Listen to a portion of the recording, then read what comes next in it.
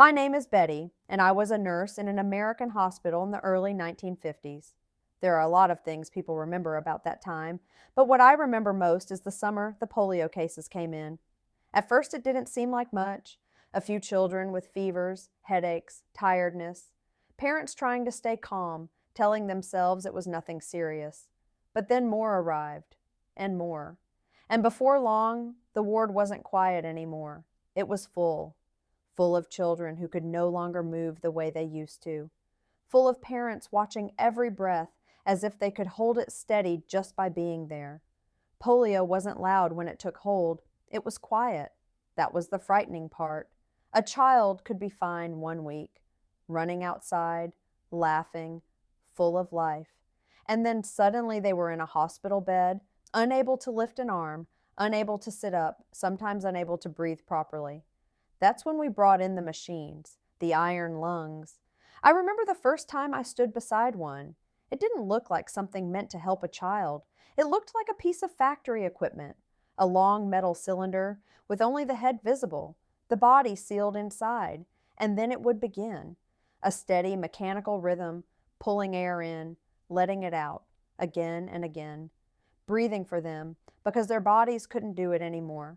The sound stayed with you.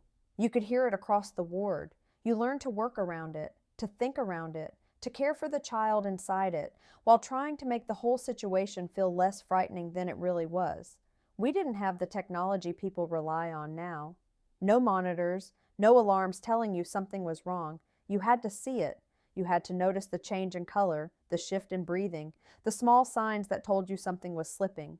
And if you missed it, there was no backup system to catch you. I remember one child in particular, small, quiet, watching everything. His breathing wasn't dramatic, but it wasn't right either. There was a pause where there shouldn't have been, a strain that didn't match the effort. I stayed with him, adjusted his position, watched his chest rise and fall, called for the doctor, and kept watching. Because sometimes the most important thing you could do was simply not leave. That was the reality of that time. We were always short-staffed, always moving from one patient to the next. But when something didn't feel right, you stayed. You trusted what you saw, even if you couldn't prove it yet. That's what nursing was. Not just following instructions, but recognizing when something was changing before anyone else said it out loud. The parents were the hardest part. They tried to be strong, but you could see it in their faces. The fear, the waiting. The helplessness of standing beside a bed and not being able to fix what was happening.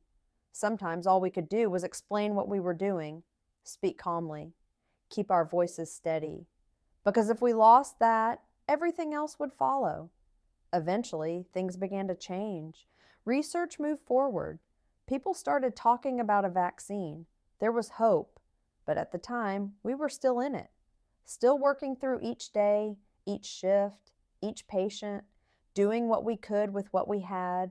People like to look back and think it was a simpler time. It wasn't. It was hard. It was uncertain. And it demanded more from nurses than most people ever saw. We didn't have the tools, so we became the observation. We became the response. We became the constant in a situation that was anything but stable. And through all of it, we stayed. Because that's what nurses do. We stay. Here is the reference link for this video.